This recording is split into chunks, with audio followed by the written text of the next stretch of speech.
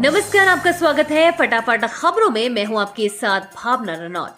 आज हम लेकर आए हैं उत्तराखंड के हर छोटे बड़े शहर की सबसे तेज और ताजा खबरें। तो चैनल को सब्सक्राइब कीजिए और वीडियो कहां से देख रहे हैं कमेंट बॉक्स में जरूर बताएं। सीएम धामी ने 22वीं बैडमिंटन चैंपियनशिप का किया शुभारंभ। बोले, खेल के प्रति लगन और अनुशासन जीवन में देगा नई ऊंचाइयां।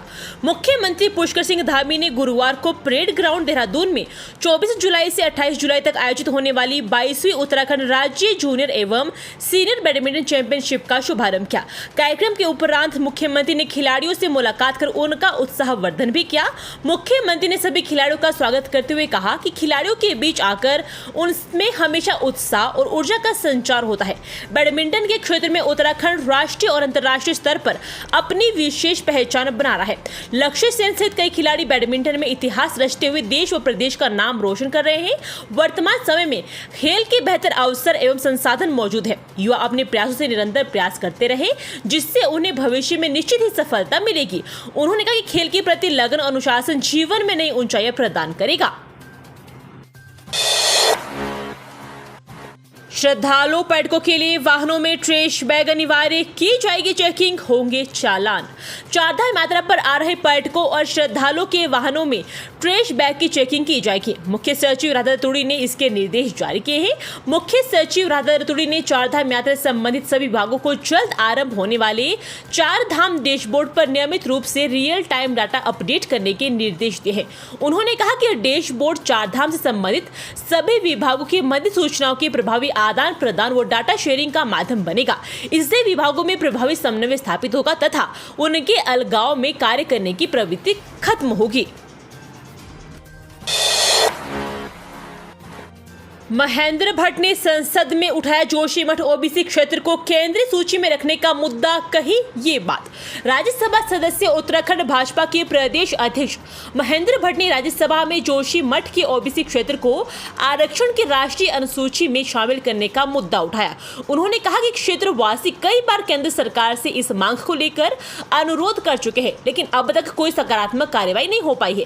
राज्यसभा में प्रश्नकाल के दौरान भट्ट ने सरकार का ध्यान आकर्षित करते हुए सीमांत जिले चमोली में जोशीमठ ब्लॉक के पेनखंड क्षेत्र को केंद्रीय ओबीसी अनुसूची में शामिल करने की मांग उठाई।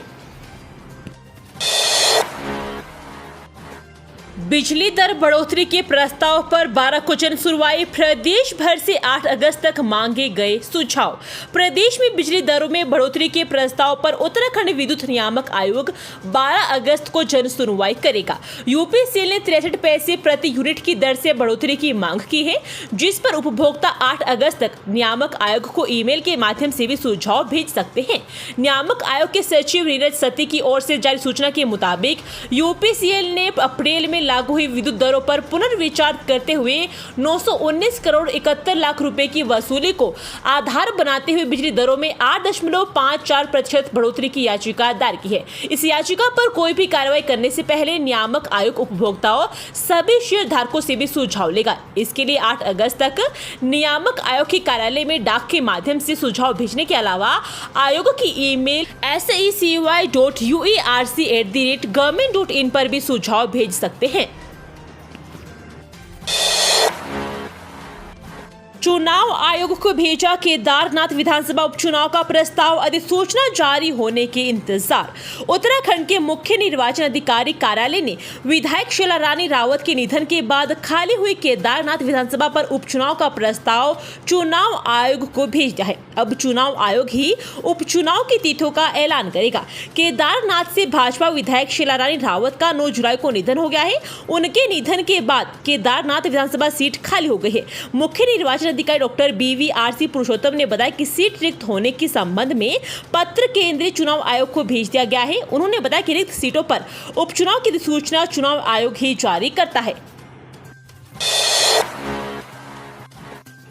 सीएम धामी ने शहीद श्रीदेव सुमन को दी श्रद्धांजलि। बोले, मातृभूमि की सेवा को प्रेरित करता रहेगा जीवन।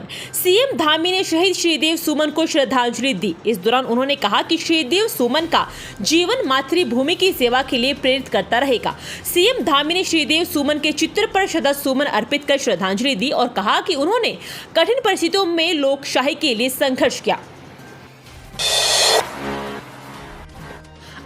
GIMC में हुआ सिम्फनी बैंड का प्रदर्शन, बलिदानियों की वीरता को किया याद। वीडियो कारगिल विजय दिवस की 25वीं वर्षगांठ के मौके पर देहरादून के प्रमुख स्कूलों के 375 छात्रों के राष्ट्रीय भारतीय सैनिक कॉलेज में एक शानदार सिम्फनी बैंड प्रदर्शन का आयोजन किया गया। इस दौरान देशभक्ति की भावना पैदा करते हुए सशस्त्र बलों की वीरता का स्मरण छात्रों को कराया गया। APS Birpur, KV Anarwala, the Doon school, Welham boy school, Cambrian Hall school, Unison World school और RS स्कूल सहित कई स्कूलों के छात्र इसमें शामिल हुए। कार्यक्रम में Gorkha rifles regiment centre, Kumaon regimental centre और बंगाल इंजीनियर ग्रुप के बैंड ने मनमोहक प्रदर्शन किया। बैंड ने सैन्य साहस और जोश के साथ देशभक्ति और मार्शल धुनों से युवा दर्शकों को मंत्रमुग्ध कर दिया। चारधाम रूट पर श्रद्धालु और पर्यटकों के वाहनों में ट्रैश बैग अनिवार्य, CM ने दिए निर्देश। चारधाम यात्रा पर आने वाले पर्यटकों व श्रद्धालुओं के वाहनों में अब ट्रैश बैग अनिवार्य रूप से होना चाहिए। साथ ही यात्रा मार्ग पर किए जाने वाले कार्यों की GIS टैगिंग भी की जाएगी।